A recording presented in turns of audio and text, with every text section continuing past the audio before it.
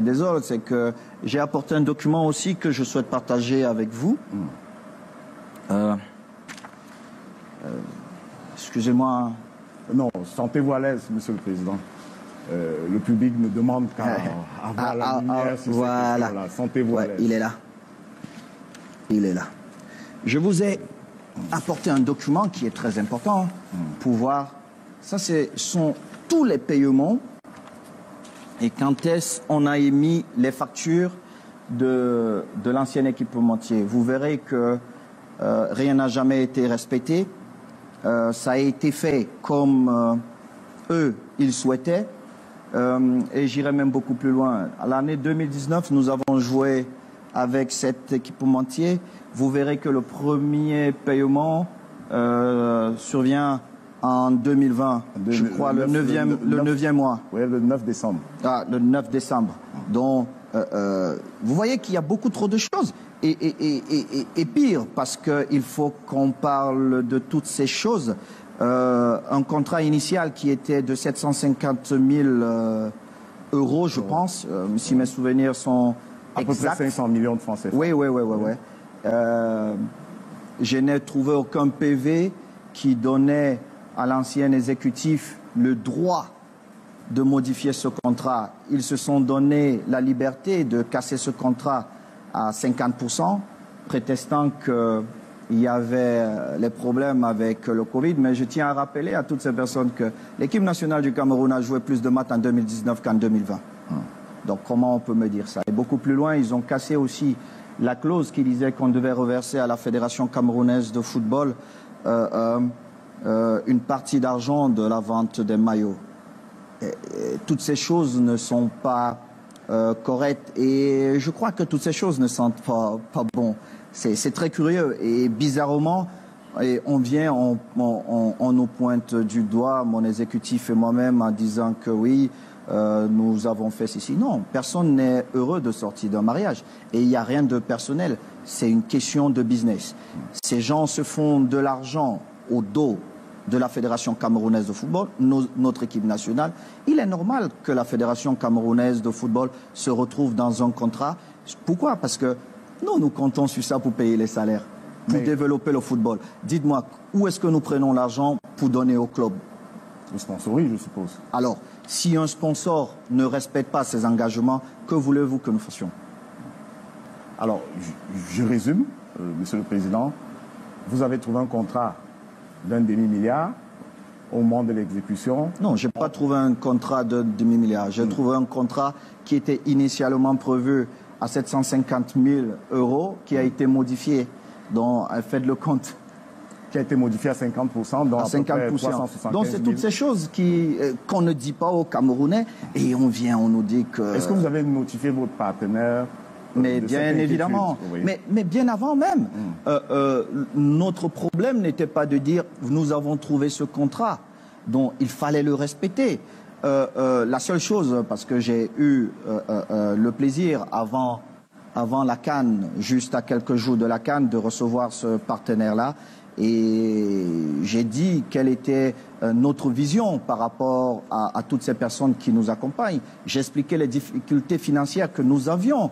Donc, aucun partenaire ne peut me dire qu'il ne savait pas. Certains nous ont accompagnés, mais à un moment donné, et je vais même aller plus loin.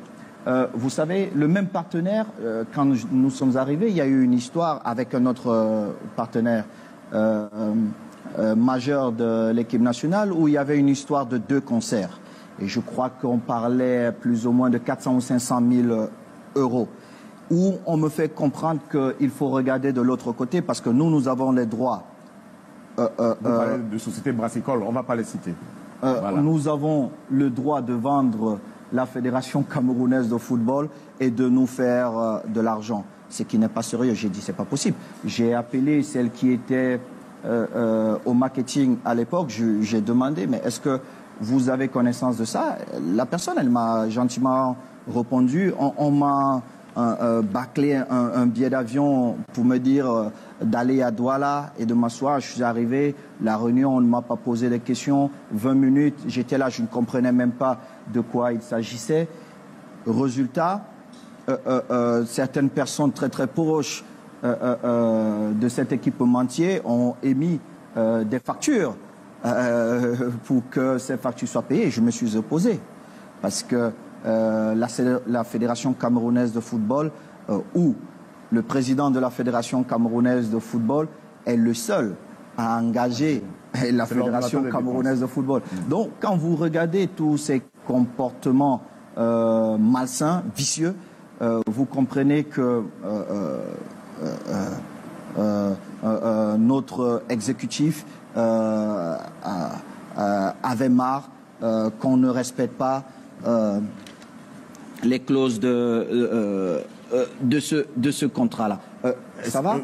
C'est un document privé, mais j'ai voulu vous le montrer et que tous les Camerounais le voient. Écoutez, M. Tonguet, vous n'avez pas les mêmes éléments que moi. Moi, je vous dis encore, Président, avant de prendre certaines décisions importantes, je suis obligé de me référer, pas parce que mes prérogatives ne me le permettent pas, mais en collégialité avec les membres de mon comité d'urgence.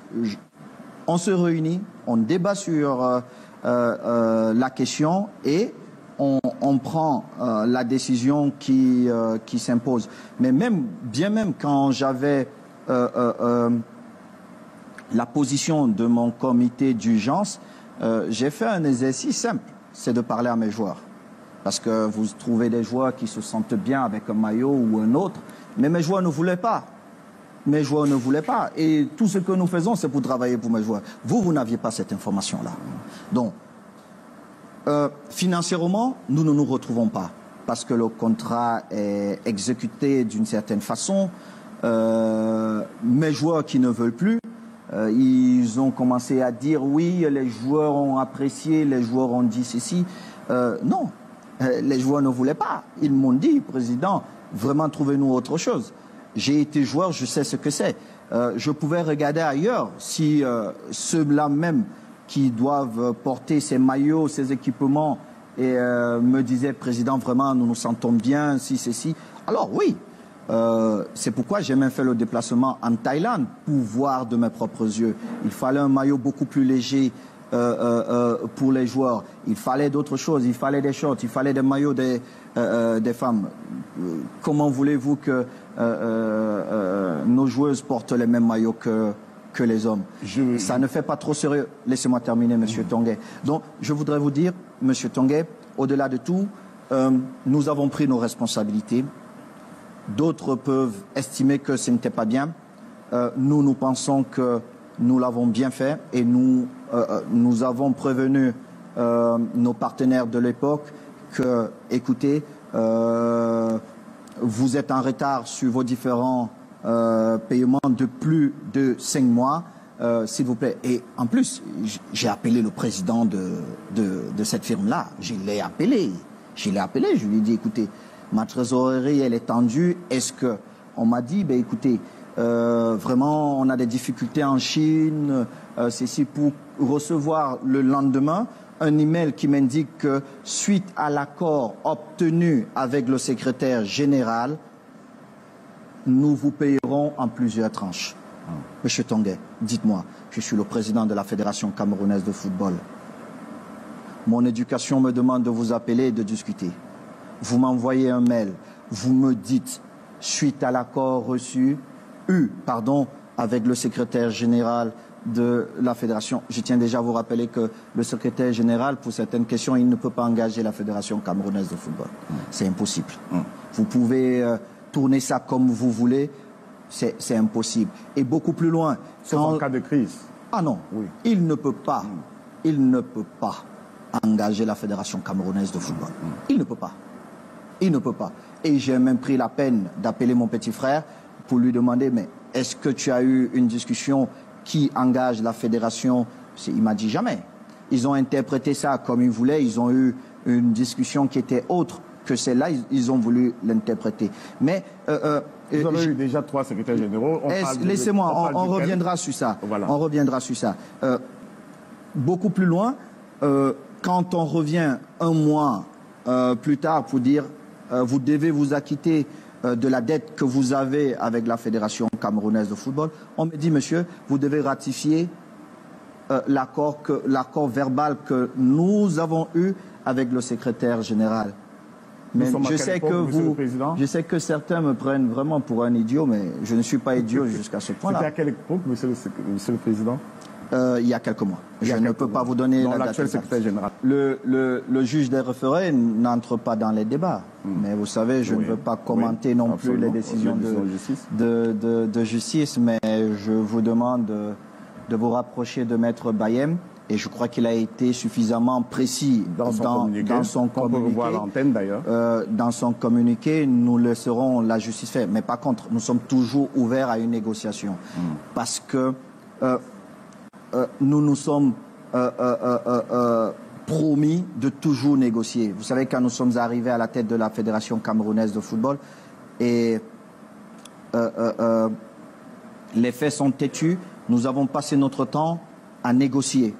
Toutes les histoires que la fédération avait contre un X, contre tel, nous avons négocié, nous avons eu des accords parce que, un, il y a une perte d'énergie incroyable. Deux, il y a une perte de temps. Et nous n'avons pas beaucoup de temps, monsieur Tanguay. Nous devons aller vite et bien. Nous avons négocié avec tout le monde. La preuve, 2009, vous avez vu que nous avons eu un accord et nous avons sorti le football camerounais de 13 ans de procédure. Donc, moi, le président de la Fédération camerounaise de football, dans ma façon de voir les choses, c'est pas d'aller vers des procès. C'est vraiment, si on est contraint, alors nous irons. Mais nous laissons toujours la porte ouverte. J'espère que nos partenaires comprendront notre position et quand ils voudront, comme je l'ai fait lors des débats qu'il y a eu avant, j'ai participé à ces débats. Le président de cette firme n'a pas été. Il a envoyé son DG. J'aurais pu dire, je suis non seulement le président de la fédération, mais je suis Samuel Eto'o. Je ne participe pas. Non. La fédération doit respecter tout le monde. Je respecte tout le monde. J'ai été là. On a défendu notre point de vue, ce qui est normal. Mais ça n'a pas abouti.